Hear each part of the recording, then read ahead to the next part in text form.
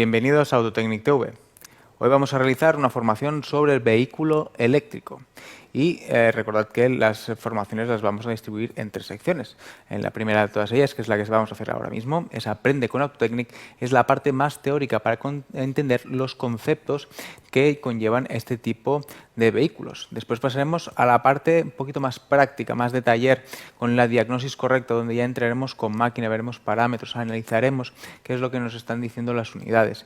Y por último, la opinión del experto, donde un experto especialista nos va a estar dando consejos sobre la utilización de maquinaria, sobre cómo encarar averías, todos aquellos pequeños detalles que nos pueden ayudar muchísimo en el momento en que tengamos un caso en nuestro taller.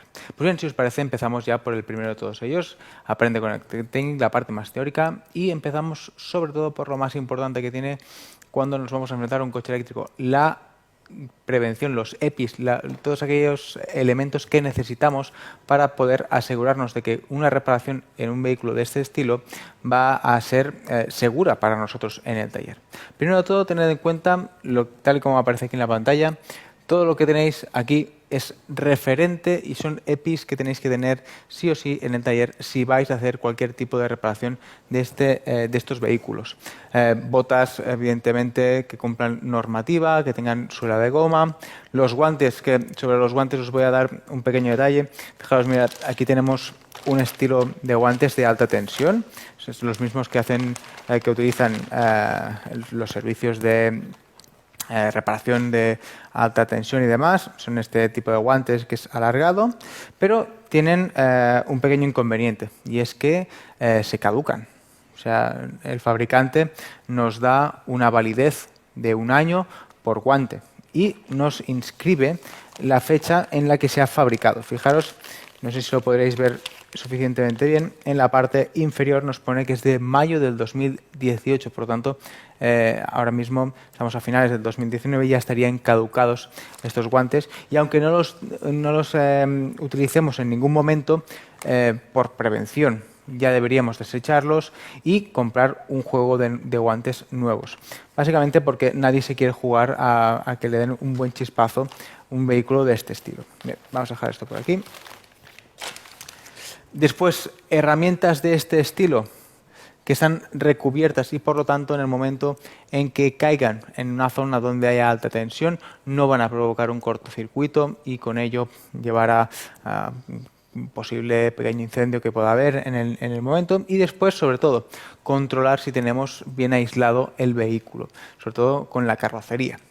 ¿Qué es lo primero de todo que tenemos que hacer si vamos a realizar una operación de sustitución de algún componente donde haya cerca un cable de alta tensión? Recordad que esto es importantísimo. Vamos primero de todo coger y vamos a asegurarnos que el vehículo esté desconectado. ¿Cómo? Pues siguiendo estas pequeñas instrucciones. Primero de todo, vamos a poner el coche en off. Nos vamos a cerciorar que realmente no hay escrita la palabra ready en el cuadro. Eso es importantísimo porque el vehículo eléctrico no se oye como tal, sino que vamos a ver la palabra en el cuadro de instrumentos.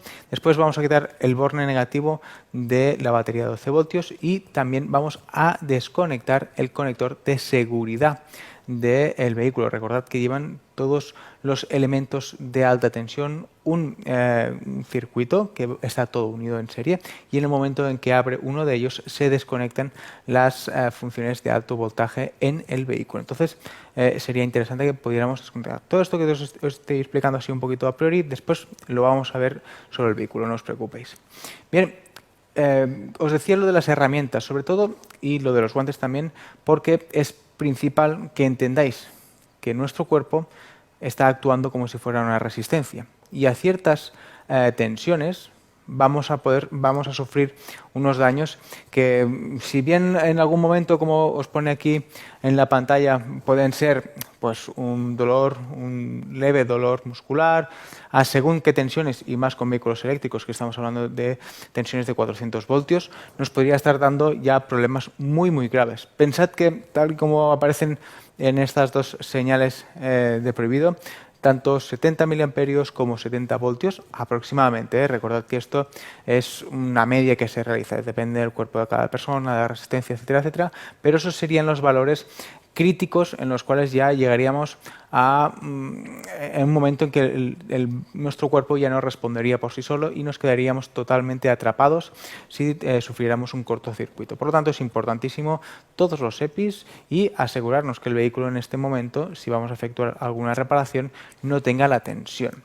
Y también os lo digo todo esto porque hay vehículos, por ejemplo, como hoy tenemos un BMW i3, pero de este modelo existe una versión que lleva un motor de gasolina para aumentar la autonomía. Por lo tanto, en el momento que vayamos a hacer mantenimiento de ese motor de gasolina, tenemos que tener muy en cuenta todos estos pasos. Parece que no nos vaya a entrar ninguno, pero puede ser que entre en nuestro taller uno de estos vehículos y si procedemos a realizar un mantenimiento, vamos a tener que tener todas estas precauciones. Después, para aquellos que quizá tengáis un servicio de grúa, importantísimo, ¿cómo se remolca un vehículo eléctrico? Pues bien, primero de todo, con el contacto puesto. Porque si no tenemos el contacto puesto, lo que va a hacer el generador, que va directamente anclado mecánicamente a lo que serían las ruedas, va a generar una carga y eso va a poder generar tensiones elevadas en la batería y nos puede provocar daños en el vehículo. Por lo tanto, las formas de poderlo llevar bien o son por plataforma directamente o con el eje, que en este caso genere la electricidad, perdonad, totalmente levantado y parado. Por ejemplo, en este BMW i3 sería la parte trasera, ya que es el eje trasero el que lleva la tracción, pero en cambio vemos aquí una imagen de un Nissan Leaf, que sería la parte delantera, el eje delantero. Después, también cuando vayamos a hacer un control de frenado, por ejemplo, pasando la ITV o si lo tenemos nosotros en nuestro taller, pues también va a ser importante no quitar el contacto en ningún momento. Pensad que las unidades van a ser las que van a determinar si el vehículo necesita cargar o no y van a controlar esa carga. Por lo tanto, si nosotros le quitamos esos calculadores, lo que vamos a tener es una carga descontrolada totalmente y nos va a provocar daños, evidentemente, en el vehículo. Después, necesidades importantes, poder asegurarnos del aislamiento del vehículo. ¿Cómo lo vamos a hacer? Pues bien, primero de todo con un multímetro vamos a asegurar que no tengamos ningún tipo de diferencia de potencial entre la carrocería y los distintos elementos. Así aseguramos que las carcasas de cada uno de los elementos de alto voltaje no tiene potencial, no nos va a descargar hacia nosotros. Y también respecto a los cables. El cableado, evidentemente, si está conectando, va a tener una diferencia de potencial, pero la resistencia tiene que ser muy grande, ¿vale? Perfecto, pues empecemos por el primero de los componentes, la batería, que quizás sea el más importante y el que más nos suena a todos nosotros. Y vamos a empezar por describir un poquito cuáles son las propiedades a las cuales nosotros normalmente solemos hablar. Por ejemplo, voltaje, que quizá algunas de ellas ya os suenen muchísimo y estéis hartos de saber qué es lo que es. Pero vamos a hacer un pequeño repaso. Voltaje, la diferencia entre positivo y negativo. Es la diferencia la que va a hacer que se muevan tanto el motor como que se alimenten diferentes unidades y el sistema funcione. Después, la capacidad, que la capacidad muchas veces los fabricantes nos pueden llegar a liar un poquito, ¿no? Este es un BMW i3 a 120 amperios hora, pero ¿cuál es la potencia? ¿Cuál es la capacidad? ¿Para qué sirve? Pues bien, la capacidad en este caso lo que es la cantidad de corriente que nos puede generar esa batería en una hora. Por eso está en amperios hora. Fijaros sobre todo en los datos que nos ofrecen justo detrás de la numeración. 120 amperios hora, por lo tanto esta batería puede llegar a dar 120 amperios en una hora. La siguiente sería la velocidad de carga y descarga, que es la intensidad a la cual la batería puede llegar a cargarse o descargarse. Por una parte sería tanto la capacidad, esos 120 amperios hora en la descarga, y en la capacidad de carga nos lo dirían a través del cargador o el sistema de carga que necesite. Recordad que todo esto va muy ligado a qué tipo de cargador tenemos o estación de carga y el vehículo que carga admite como tal. Pasamos a la siguiente, estaríamos hablando de la potencia. En este caso, la potencia es el producto entre la tensión y la intensidad. Por lo tanto, vamos a tener una potencia instantánea.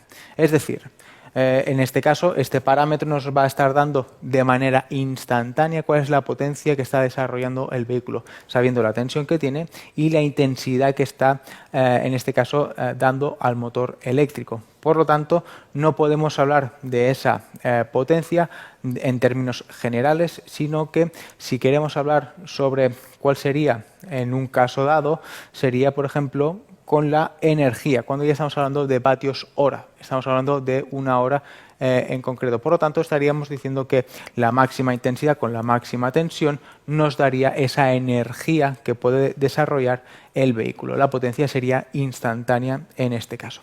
Y después nos quedaría la densidad energética. La densidad energética que va muy ligada sobre todo a las autonomías de los vehículos eléctricos, ya que recordad que si tenemos una mayor densidad, quiere decir que con menor peso tenemos mucha más energía y una menor densidad nos da todo lo contrario, más peso para una cantidad de energía menor.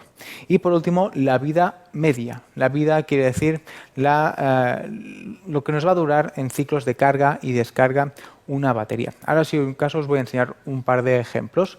Fijaros aquí tenemos, empezamos por ejemplo por níquel-cadmio, una batería de este estilo, donde la celda por voltaje estaría en aproximadamente 1,2 voltios.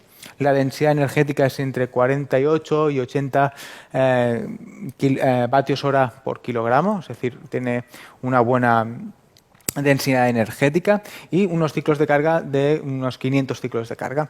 En este caso estaríamos hablando de pocos ciclos de carga. Para según qué tipo de aplicaciones no nos serviría. Después, ¿cuáles son las contraindicaciones? Pues bien, es una batería, un tipo de batería que tiene una autodescarga muy elevada y tiene un efecto memoria muy alto. Perdonad.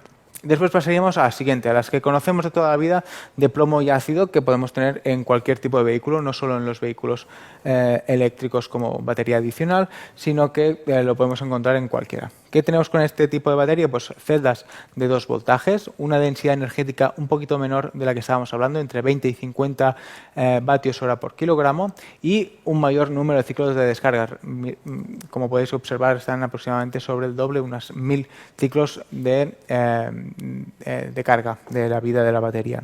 Después estaríamos viendo que tiene una alta autodescarga que se mejora con algún tipo de variante, tipo los de gel y VRLA. Tiene poca capacidad energética, es decir, que no podemos hacer baterías de mucho voltaje en este caso, y tiene efecto memoria, un poquito menos que el anterior. Después pasaríamos a las de níquel metal hidruro, que estas seguramente os sonarán por todos los híbridos que ha ido sacando Toyota, que han utilizado este tipo de baterías más o menos hasta la fecha. Ahora ya empiezan con las siguientes, litio-ion. Las níquel metal hidruro pues tienen una celda un poquito menor de voltaje, tienen 1,2 que las anteriores, que hablábamos de las normales. Tienen una densidad energética mayor, entre 60 y 120 vatios hora por kilogramo, y también tienen unos ciclos de carga aproximadamente de 1000. La autodescarga es realmente menor que las que hemos visto hasta ahora y tiene poco efecto memoria. Y sobre todo está muy utilizada, como os decía, en híbridos. La gran mayoría de Toyotas híbridos hasta la fecha, ya os digo, están utilizando este tipo de baterías y ahora ya empiezan a pasar a la siguiente que estamos viendo aquí en pantalla, que sería la de ion litio, en la que ya estaríamos hablando de una celda de 3,7 voltios. Fijaros que ha cambiado el voltaje. Tenemos una densidad energética muchísimo mayor, es decir, tenemos de 100 a 160 vatios hora por kilogramo. Y ciclos de descarga y carga, fijaros que son 5.000 ciclos. Estamos superando por 5 la que vendría a ser la de níquel metal hidruro. Por lo tanto, nos va a dar muchísimo más juego este tipo de batería. Tiene una autodescarga muy baja, no tiene apenas efecto memoria, tiene una alta capacidad energética, como estáis viendo en este caso, y tiene un riesgo en descarga y carga al límite. Se ha de controlar. Bien.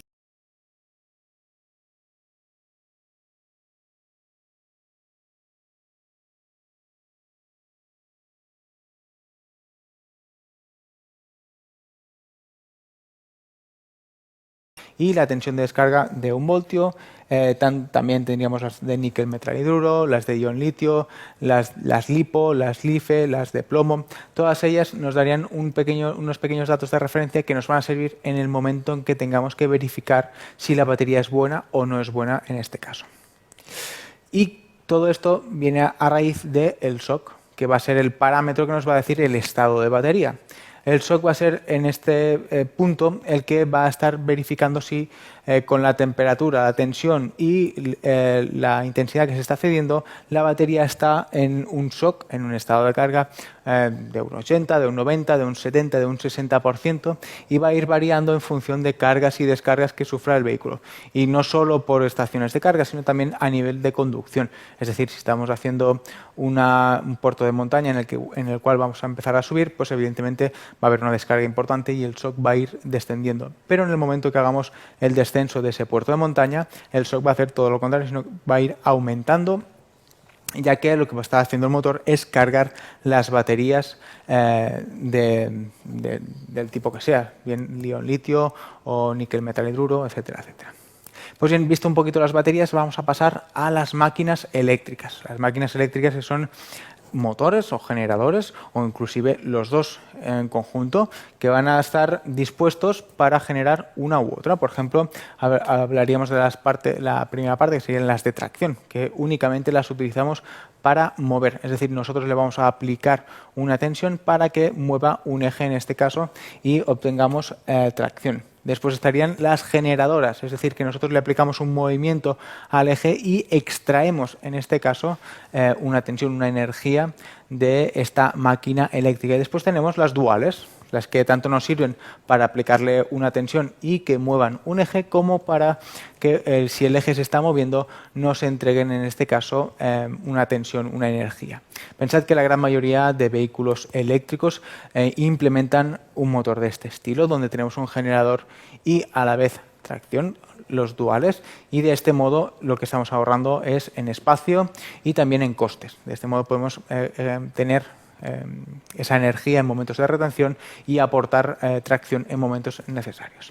¿Cómo sería la tracción y también la recuperación de energía? Pues bien, de este estilo, motores normalmente trifásicos. Aquí tenemos un tipo de señal donde estamos viendo que las tres fases van conmutando una a otra para realizar el movimiento, y de este modo tracciona el motor como tal. Pasaríamos a la parte de potencia, que la parte de potencia sería que nos estaría dando este tipo de señales, que sería un conjunto de este estilo, como estáis viendo en pantalla. Aquí ahora mismo lo que estamos viendo sería la parte de potencia de este BMW i3 que tenemos hoy aquí, donde estaríamos hablando desde el conector de carga, que sería esta puerta que vemos aquí con un 1. También hablaríamos de la electrónica de carga, es decir, un elemento que se va a encargar de gestionar la carga del vehículo, que lo tendríamos aquí señalizado con un 2. Después pasaremos por el sistema electrónico de máquinas, va a ser quien va a controlar la máquina como tal, es decir, tanto el generador como el motor, que va a ser el que estamos indicando con el punto 3. Y por último tendríamos la batería, que va a ser el almacenamiento, donde vamos a dejar toda esa energía almacenada, bien sea desde un punto de carga o bien por retenciones, o en el momento que necesitemos la tracción lo vamos a entregar hacia, en este caso, el sistema electrónico de máquinas, que va a gestionarlo para darle al motor. Empecemos por el 1, si os parece, y vamos a ver la parte de los conectores. Bien, fijaros que tenemos muchos conectores en este caso, pero los que nos sirven en Europa únicamente van a ser 2. Veis que ya están señalados tanto el 2 como el 7, que uno de ellos va a ser para una carga, pues puede ser de una carga lenta, una carga media, y el que tenemos aquí señalado en el 7 va a ser ya una carga rápida, donde va a ir alterna y continua. Pensad que esta parte de aquí arriba, como estamos viendo señalizada en el 2, va a ser siempre en alterna, y la parte donde tenemos únicamente esos 2 pines va a ser continua de alta intensidad. Fijaros los cables que, por ejemplo, nos ofrece la propia marca en el momento en que adquirimos el vehículo. Nos ofrece un cargador de tipo lento. Fijaros que tenemos lo que sería un conector normal de 16 amperios que podemos conectar en casa, con una estación que lo que va a hacer es poder entregar esa energía hacia el vehículo. Esto sería una carga lenta como tal, como mucho 3,7 kilovatios, y si quisiéramos aumentar ese tipo de carga ya estaríamos hablando de un wallbox. Un wallbox sería ese aparato que nos estaría dando un extra de potencia, y con lo cual tendríamos que tener en cuenta ya que estaríamos hablando de una subida de potencia contratada. Tendríamos que estar hablando ya de quizás una línea adicional a la que la que tendríamos o bien en el taller o si fuera para casa, en casa, y ya estaríamos hablando de otro tipo de conector como sería este estilo, donde ya no tenemos un conector directo de los que nos podemos encontrar en casa, sino que estaríamos hablando ya de conexiones. Solo hace falta ver la sección del cable, ya podéis ver que es muy diferente, y este tipo de cargador ya nos serviría para poder ponerlo en estaciones de carga media alta, sin llegar a ser evidentemente el cargador de la carga más rápida posible, que ya introduciría la tensión continua, sino que estaríamos hablando de cargas de 11 kilovatios, etcétera, que ya nos podrían dar quizás en 3, 4, 5 horas estaría el vehículo cargado, dependiendo siempre del estado de la batería y de lo cargada que la tengamos. Pues bien, pasamos ya a la siguiente parte. Estábamos hablando de la parte 2, que era ese elemento que gestionaba la carga. Aquí estamos viendo que la electrónica de carga de confort lo que va a gestionar va a ser qué tipo de carga está entrando en el vehículo, y se la va a ir entregando a la electrónica de máquinas para que la distribuya en función de lo que necesite. Es decir, o bien para directamente el motor o para la batería, es quien va a distribuir y a convertir un poquito todo esto. Por lo tanto, este apartado de aquí lo que va a hacer es recibir la carga y poder transformarla de esta parte alterna a continua, y se la va a enviar directamente ¿a quién?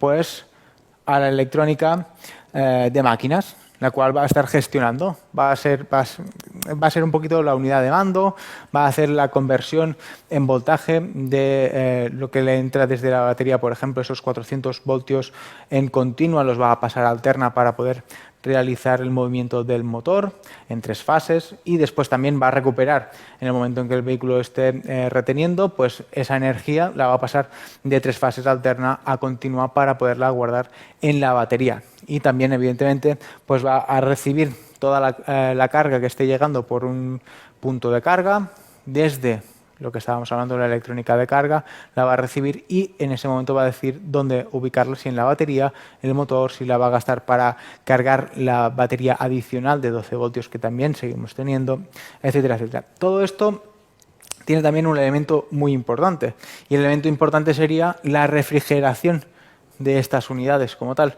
ya que necesitamos un circuito de agua, que aunque las máquinas eléctricas tengan un muy buen rendimiento, eso no nos lleva a pensar que no necesiten refrigeración. Necesitan refrigeración, y por ello lleva un circuito de agua únicamente dedicado a este tipo de maquinaria. Únicamente vemos que están estos 2 elementos que vemos aquí. Aquí tenemos la bomba, aquí tenemos el refrigerador con el ventilador, y lo que estamos viendo aquí son tanto la electrónica de máquinas como la electrónica de carga, estos 2 elementos que van a gestionar altas tensiones e intensidades para mantener su temperatura en todo momento en los márgenes de trabajo correctos. También estaréis pensando, bueno, ¿y esta agua no se utiliza para calentar el vehículo? Pues bien, no es así. En este caso, fijaros, os estoy enseñando cómo sería la calefacción del vehículo, de este vehículo que tenemos aquí, este i3. Es una calefacción que va alimentada con una resistencia eléctrica y tiene un circuito propio que va hacia el interior del vehículo para realizar esa calefacción. Inclusive utiliza este pequeño radiador que va a ser una parte de bomba de calor por parte del refrigerante de aire frío, en este caso del climatizador, y va a absorber toda la calor que pueda, tanto de aquí como de la resistencia, para enviársela hacia el interior del vehículo. ¿Y cómo hace esta pequeña bomba de calor? Pues bien, mediante todo este sistema que veis aquí de compresor de clima, en este caso, fijaros que tiene un montón de tuberías y todas ellas, ¿qué es lo que van a hacer? Pues bien, van a refrigerar tanto a la batería como van a dar la parte de frío en la climatización interior mediante, aquí vemos el condensador, y también vamos a hacer la parte de bomba de calor en el radiador que estamos viendo que conmuta con la calefacción.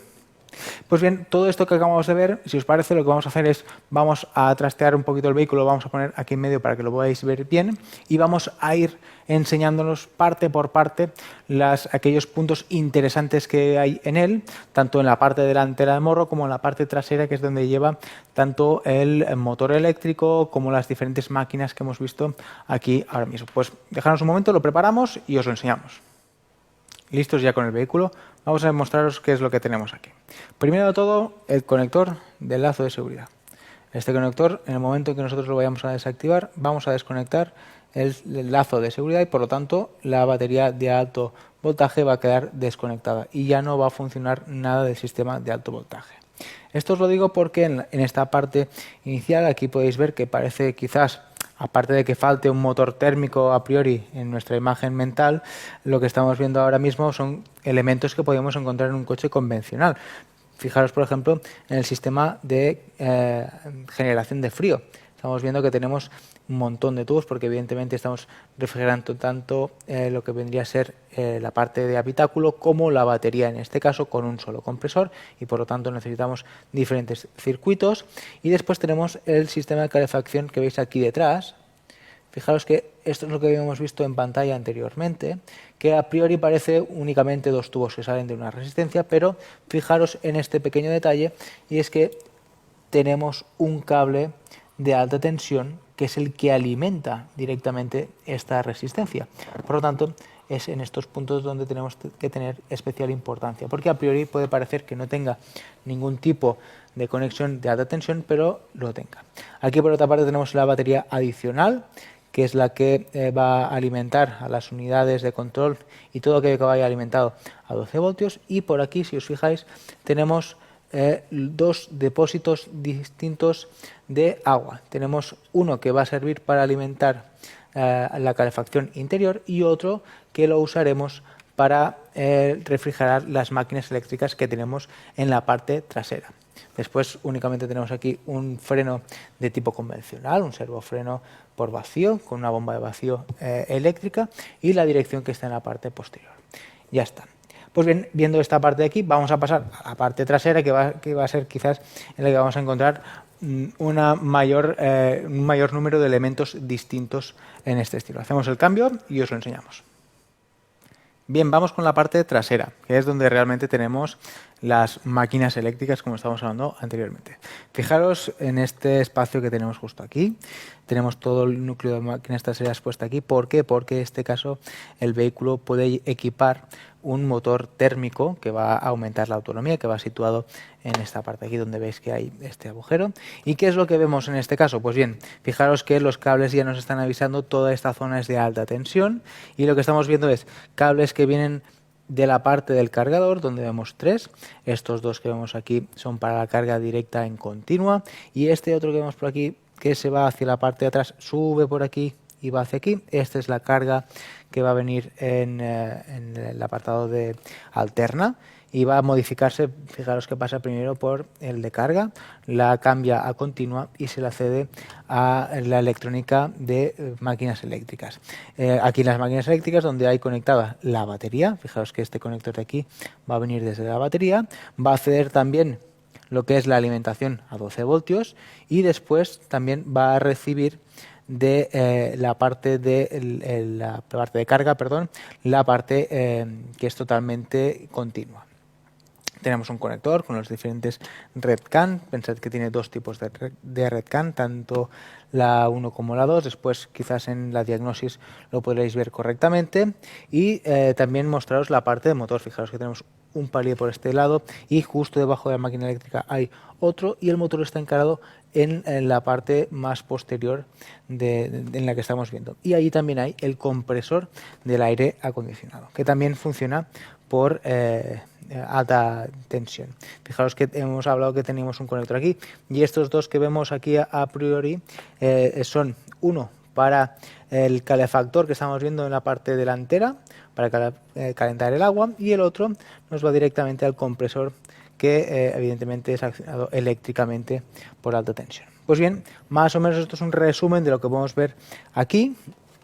Y con esto, y con la parte delantera y todo lo que hemos visto, acabamos esta sección de Aprende con Autotechnic. Ahora, si queréis, vamos con la diagnosis correcta, y es donde vais a poder ver un poquito más diagnosis, datos, cómo entramos en este tipo de vehículos, y, por último, la opinión del experto, donde tendréis esos detallitos importantes, sobre todo en el momento de poder encarar alguna avería o una reparación de vehículos de este estilo. Pues nada más, nos vemos en próximos vídeos.